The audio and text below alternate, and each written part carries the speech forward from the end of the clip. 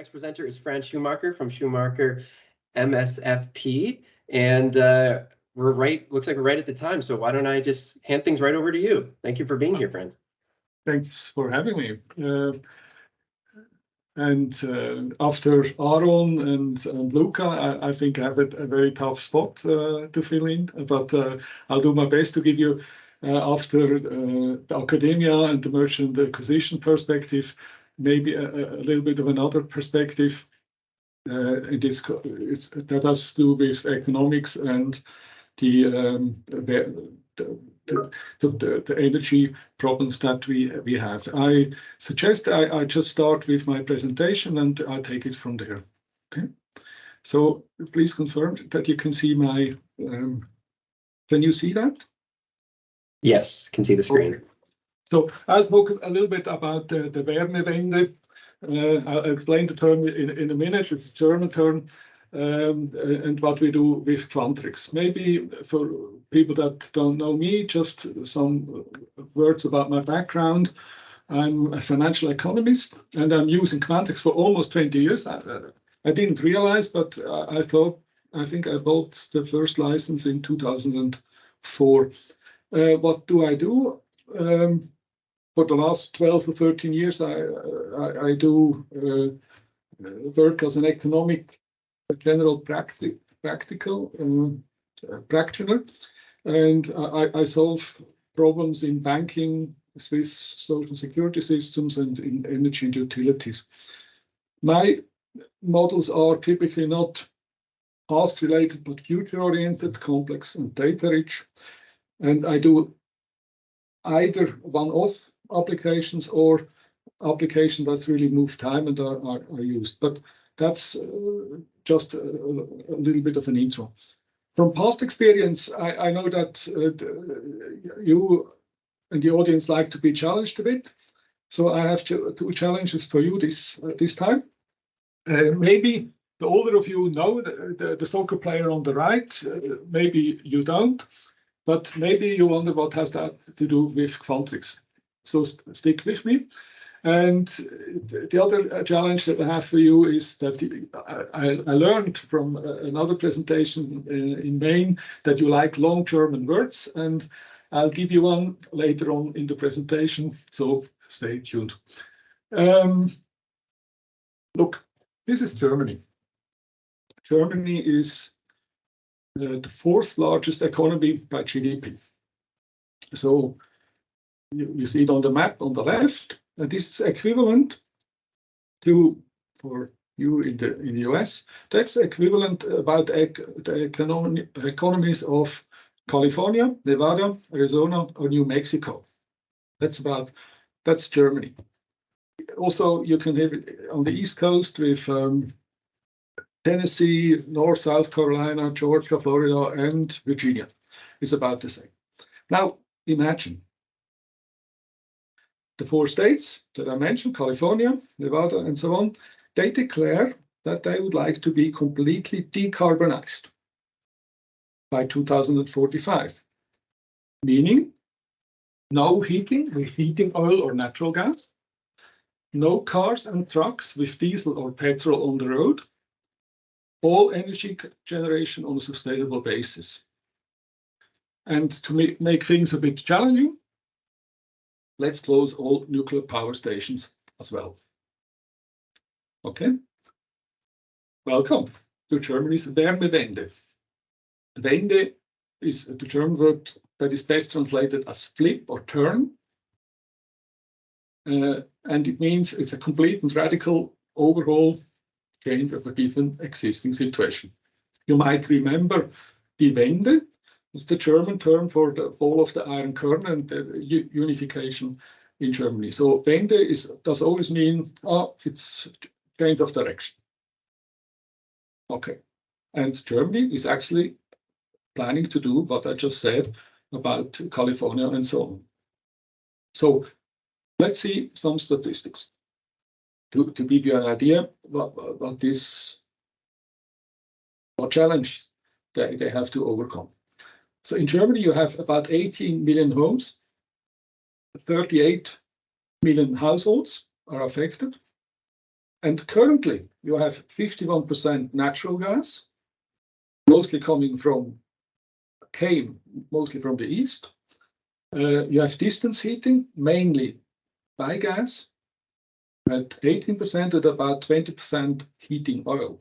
So in general, you have 89% that is currently not sustainable, and you have about 69% of this energy that is delivered through pipes and pipelines. This will become more important later on. So we have actually at least three levels of problems: energy generation, energy transmission, and energy distribution. And of course, you have a little problem regarding finances, as just today the German government found out, because the highest court rejected some of the budget that they had set aside for this Wärmewende. So this remains interesting. Okay. How do they plan to manage the Wärmewende? Germany has around 11,000 communities, and now every community has to do a so-called community-based heating plan. In German, it's Kommunale Wärmeplanung, or KWP. A communal heating plan defines areas with preferred heating methods. So they say, in this area we use gas, in this area we should use heat pumps, and this area are not defined yet, but later on they will be defined. And then they try to attach subsidies to these areas. So you get subsidies if you're in a gas area, and if you convert your gas heating, you get subsidies, otherwise not. So they kind of have instruments, but everything is still floating at the moment. So Germany is very a practical nation. So if they have a challenge like that, they do usually a pilot. So I was asked together with a German colleague by a local network operator, utility in Eastern Germany, to do a little pilot of one community that has around 10,000 buildings. The challenge is for the utility that you cannot force the landowner or the house owner to actually change or convert the house owner to another heating method, or even do energy renovation, or even force him to save. Owners will switch, renovate, and save when they want into the method they want, given the circumstances. So the only thing you can do is actually set the circumstances right. But how do you do that? Okay. We did, before I show you a little bit of the model, some idea how we went about it. So we actually did a little finance-based, rational-based model of the house owner. We tried to find out for each house of the 10,000 houses, we're using a rolling net present value. Rolling means for every year, the next 20 years, we calculate net present values to determine, which energy the client will be, or the house owner will be switched to, when he will switch, and whether he'll do a renovation or not. To be able to do that, we set up a model with many parameters and restrictions. So CapEx for switch, renovations, CapEx cost, technical restrictions, energy prices in time, subsidies, CO2 prices in time, and so on. So you see the list. And once you have modeled every house, you can actually sum it up and look at the aggregate to see the impact on the existing net. And you see how this is in conformance with the country level goals, because you have, on one hand, you have country strategic goals that are floating, and on the other hand, you have a micro-based decision, which is very interesting. Okay. We use Quantrix to summarize, and I simplify here a bit. We assume a rational house owner, and we estimate for every house the year of the switch to a decarbonized solution. So for heating oil is typically you go into heat pumps. With or without energy saving renovations is the question. And with natural gas, you go into hydrogen, also H2, or into heat pumps with or without energy saving renovations. Then, once we have that, we accumulate that into the aggregates that we want to see. Okay. How do you cannot do that without some input data. We obtained and got augmented data from a digital twin. So these utilities maintain detailed data sets about their clients and about their types and the connections and the capacities and so on. And that data was enriched by a specialist firm with data about the houses, how much energy they consume, what kind of energy they're on at the moment, and so on. Then, given that data, we used quantic aggregations to gain first insights, and then we could test our evaluation approaches against this real-world data set. This is very important because otherwise you do some kind of theoretical work and there's no chance you can detect all the outliers just by theoretically think about it. You have to actually do a model and test it. Then we enhance the data set with parameterized capex cost for each building. So depending on the age and so on, we put figures in specific for each house, what capex cost is expected, and then we did the rolling NPV calculation. I will switch now to the Quantrix model to give you an idea how this looks. Okay, good. Look, this is the input data that I got. I truncated it now to 2,500 records, but you see, I got information about every building in that community. It's together with what type of house it is, when it was built, what its primary energy is, its specific energy use per year, how much energy per square meter, how much it uses in the over the entire year, what energy, electrical energy it uses, and so on. So, of course, houses that use gas also have electricity and so on. So I got quite a data set here. And the first thing I do is I separate always the input files from my calculation. So I take that and do that into, I call it core data. And that I can enrich later on with calculations. You see that here? It's the quantity that is important. You can have, so 10,000 is no problem. I'll come to that later. Once you have that, we added cost for the renovations, and we needed another thing because each community has to assign, as I mentioned, these priority zones. And so we had to introduce a mechanism to say, this building is in gas zone 1, this in gas zone 2, this is in the zone where you can convert heating oil to gas or to energy. This is a rare case, but it can happen. Okay. And then we added structures, very simple structures actually to assign these over time, because at the beginning you can have a so-called mixed zone where it is either it's not clear whether you go into hydrogen or power, and then this over time has to be resolved and it must be made clear that it is H2 or electricity. Okay.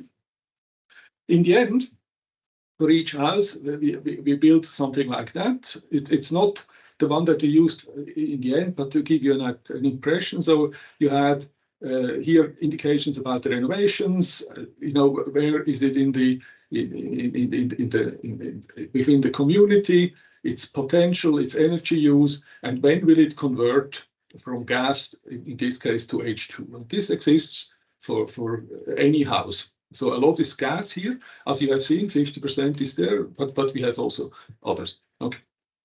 To do the net present value thing, we need, I call it yield curve mechanics.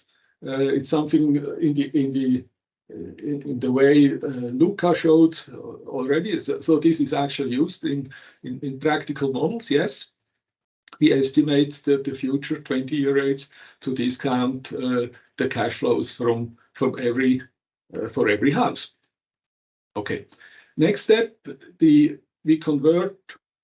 use that data to actually select first scenario, which houses would be converted under different assumptions regarding prices. And here an additional complication is that if you are on gas, you can either go into hydrogen or into heat pump. So we did that twice, either for H2 and here into if you convert gas into that.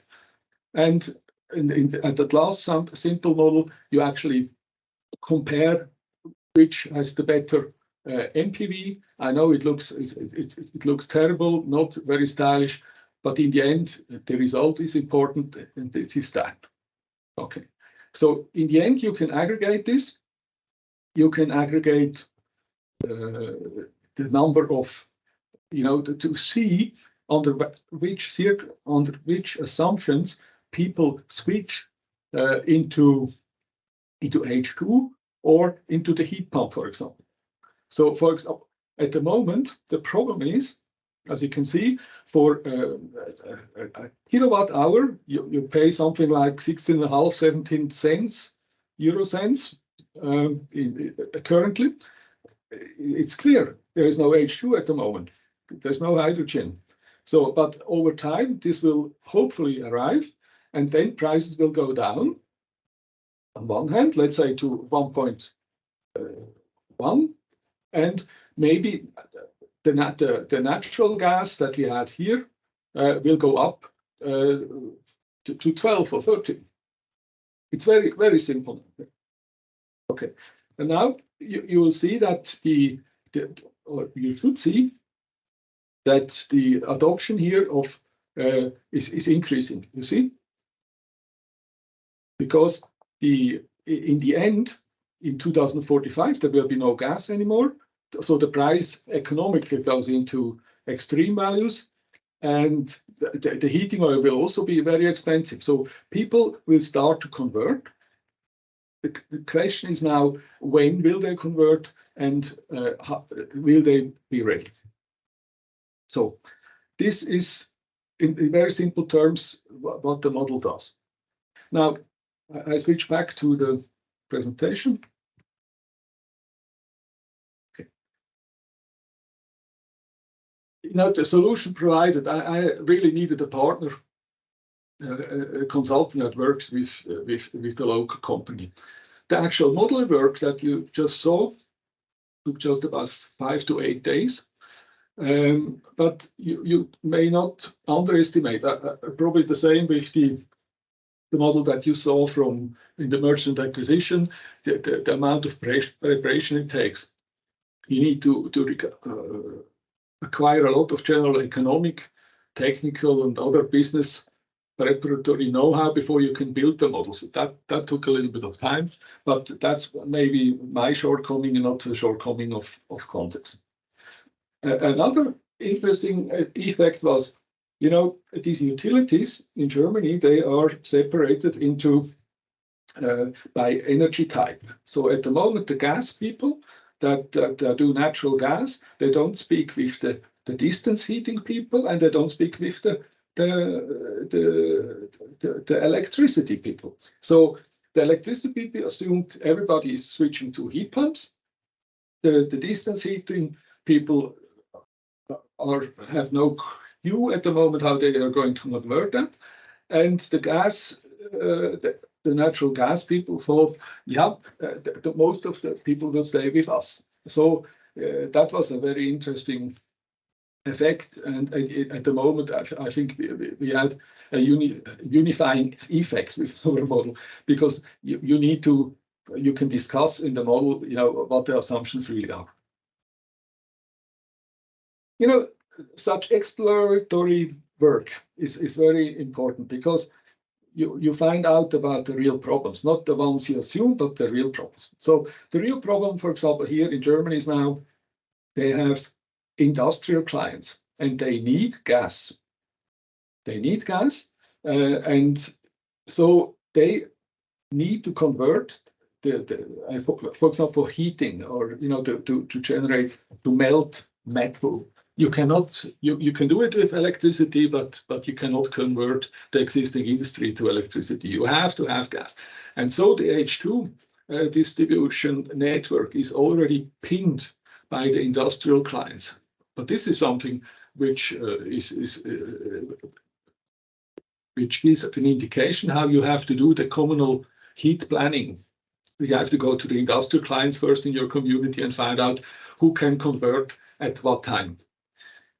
Second thing, pipes require heavy coordination. Heat pumps do not. So if you have a gas network, the problem with gas is that you cannot have natural gas and H2 in the same pipeline at the same time. So if you want to convert an existing natural gas into H2, you have to do two things. You have to change the boiler, which you can do before an actual change of gas. So they are fuel boilers. But at the moment when you change the actual gas, you have to change the burner itself. So, and for every house, somebody has to go there and switch in 1 hour work the burner. So if you convert a certain area, there's a lot of coordination necessary. Of course, H2 production is not here yet. You have to be assumed. It has to be assumed. It's a heavy assumption. No. And the current price structure at the moment triggers, as we call it, the defer option. You do nothing for the moment. But there are always clients that hate unclear situations. So there is a tendency to switch at the moment in the current price set from gas away to heat pumps. The problem is, if you do that, the remaining clients get a lot of the network cost, an increasing amount of network cost settled up on them. It's not really desirable. And in general, from a strategic point of view, Germany does not want everybody to switch from gas away to electricity, because you maximize the heat or the energy gap in the winter. So gas you can store, H2 you can store, electricity you cannot store. So here is a lot of coordination required to actually get things into the right direction. The next steps.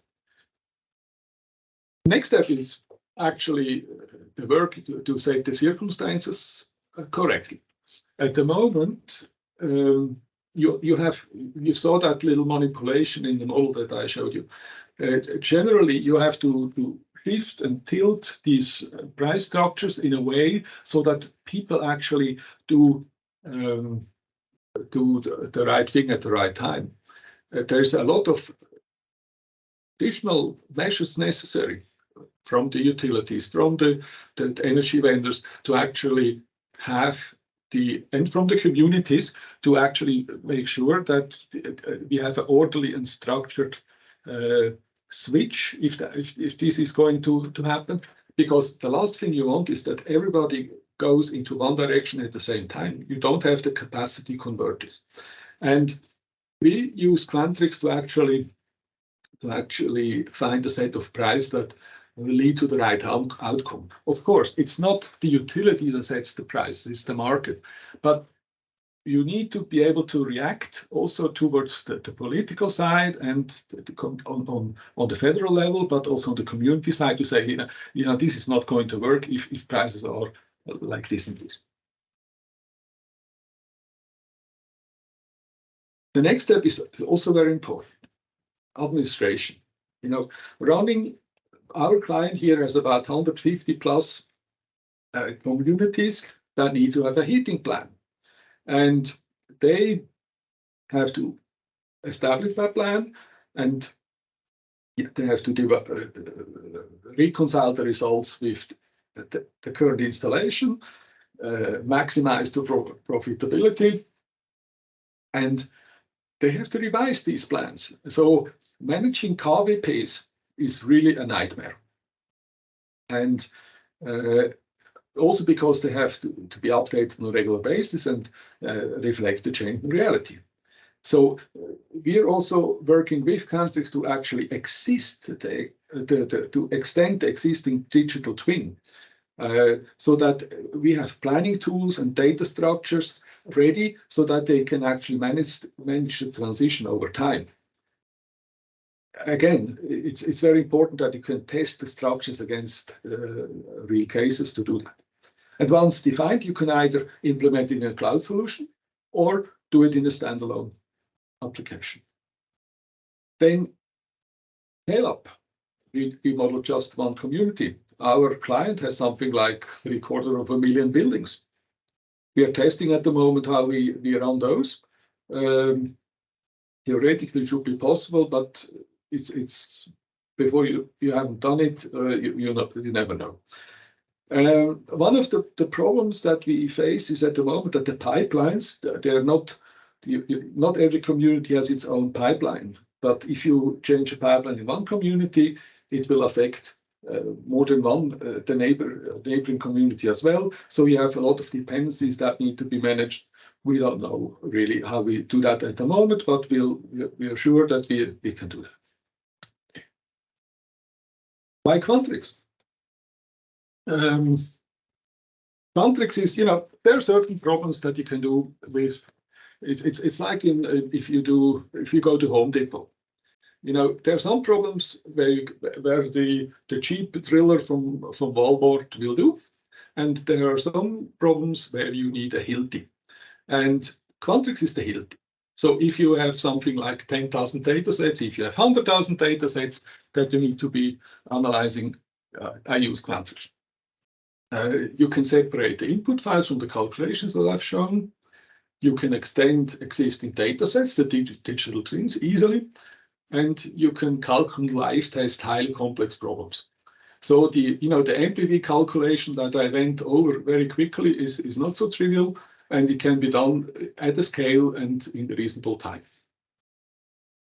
What I also really appreciate is to actually move models in time without touching formulas. So once you have set up a proper model, you can move it through time, and that's very, compared with other solutions, that's really something I appreciate. And then we have the select statements where you can do something like that.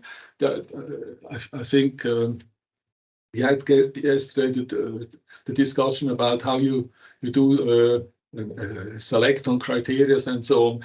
I simply don't know any other program where you can do such things. Okay. Our contribution in this project, I think we're giving the existing digital twin, which is really about what's happening now, what is now. We give it a time perspective, and we will give it an economic perspective. So if you, in times of change, you need to see where you're going, and these digital twins can be easily extended, or can be extended using Quantrix. I think in the project we got things moving. We had organizational change. Never underestimate that. Estimate that. We had adjustments with the client. we were able to structure the problem into sub-problems and identify hidden roadblocks. I think also, as I mentioned, we were able to have a coherent view of the problem within the organization now. And the next steps will be now to go into business intelligence for the parameter definition and extend the digital twin. So I have to watch the time. So two final observations. First, sociology. And here is also the German word for you. So if you work in a regulated market, you will find well-structured firms. And if they face fundamental change, managing the unfreeze-freeze cycle is very painful for these companies. And they go, at the beginning, they look for the, as we call it in German, the rundum sorglos Paket. That's actually the all-inclusive package, where they actually try to sort it out and say, take me to the Everest. And it's very hard for them to see, that it's sometimes not possible. And then they go through phases of grieving, as we say. It's Kübler-Ross, you might know. It's a psychologist who dealt with, how people deal with nasty events and nasty diagnosis, and so you see exactly these cycles when you deal with the companies that work in that market. Now, final observations regarding Quantrix. I do that for a very long time now, and clients are always surprised how fast you can build working models in Quantrix. Actually, they do not believe at first that you are already finished. They wait for, I don't know, the cavalry. The danger is that clients believe that the power is with the person, me. It's not. It's actually the fact that Quantrix concept of generalization is very important. The natural language formulas are very important, and it makes building so much easier. In reality, if you can imagine, you can actually build it in Quantrix. So Quantrix is not in the way, but it helps you build a good solution. That's why I'm also here today, and I'd like to show you the unique things that you can do in Quantrix, and I frankly don't know any other tool where you can do that. So now, I still owe you something to have a look at. You probably know the guy on the left, Lionel Messi, but what about him? I don't know whether there's somebody who knows him. His name is Clarence Seedorf. Now, what has that got to do with Quantrix? So the question is, who would you hire when you want, if you want to win the European, the Champions League? Would you hire Messi, or would you hire Seedorf if they would play? Look, I'd hire Clarence Seedorf because like Lionel Messi, he won 3 times, all with Barcelona. So Messi, great player, no doubt about that. He had Barcelona. When he became world champion, he had his team. But if you really want to win, you take Clarence Seedorf because he won 4 times with 3 different teams, because these teams had Seedorf when they won. Now, Quantrix is like Seedorf. If you have Quantrix on your team, you will win. And I think it's important that we spread that word. Thank you very much. Thank you, Franz. Another great presentation, and thank you for the kind words as well. That was really nice. I think we have a little time for a couple of questions here before we take our break. So why don't I just ask very quickly here? Let's see. This is a 2-part question from George. Can you give us a view of the size of the database you load into Quantrix? You see, in actual, I would have to check. It's the data model I use a lot of data that I convert into text files. I would have to check. It's not that big. Text files can be. You can have a lot of data in a lot of in a small package. The problem is not actually the loading of the data, but I mean, you have that Quantrix matrix where you see, input data and then calculate it. The problem is if you have, let's say, 10,000 or 100,000 records, if you have so and so many dimensions, it will calculate a lot of cells, and this takes up the calculated cells take up the memory. So it's not the input time the input file that is restrictive, but rather the calculated fields. But it's actually what I've heard is you can actually deal with it by you adding additional RAM. And so I just bought a bigger computer. Maybe that answered that question. But to give you an idea, the model that I run now is rather small. It's about I think 11 or 12 gigs. I had other models that were 29 or 30 gigs, but also calculated. And my new computer will have a little bit more space. So I'm quite confident that we can handle the 600,000 or 750,000 buildings at least in the model. Yeah. Great. Okay. And then the second part to that is, do you have any real-time data streams coming from electric companies or other third parties? Not currently, but as soon as you start extending the digital twin, you'll need to have procedures in place to update any buildings that are converted, that go into one direction, or you have to actually manage that. And this is then way beyond a single user application. That's why you need to first define the data structures and then define the processes.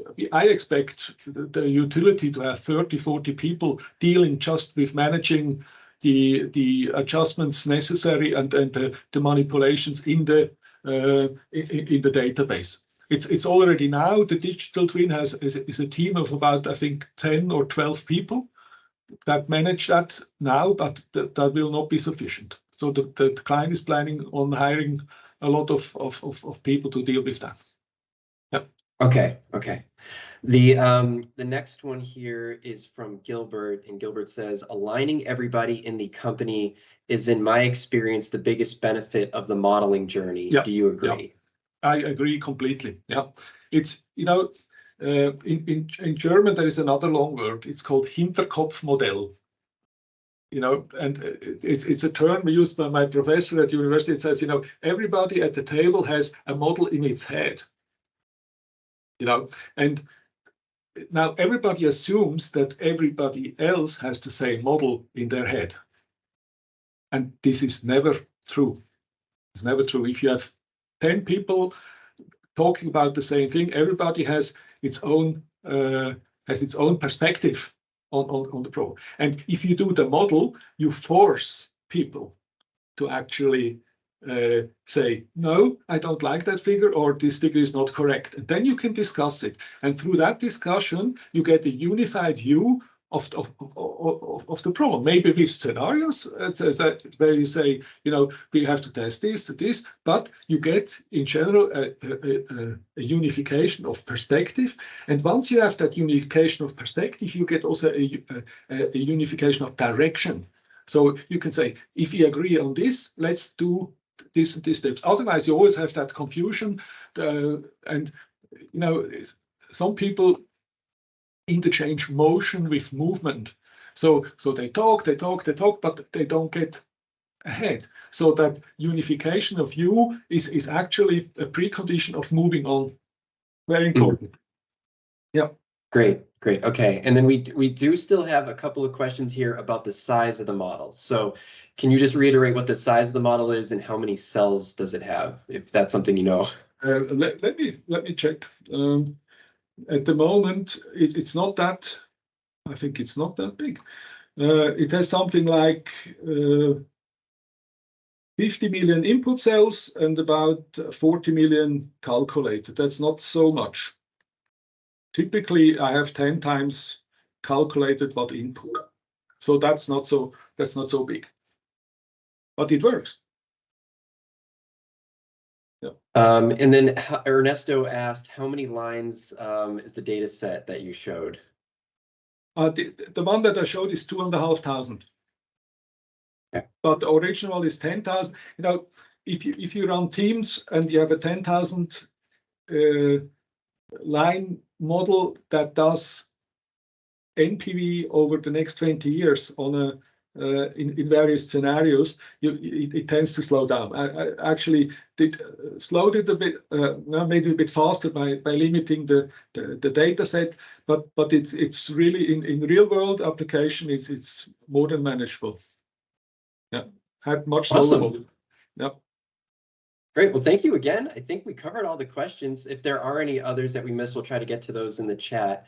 And so thank you again, Franz. Really appreciate your time, and thank you for all the nice words. Is there anything else you want to say before we No, thank you very much for your attention. It was a pleasure to be here. And I say thanks for the nice comments. Thank you very much.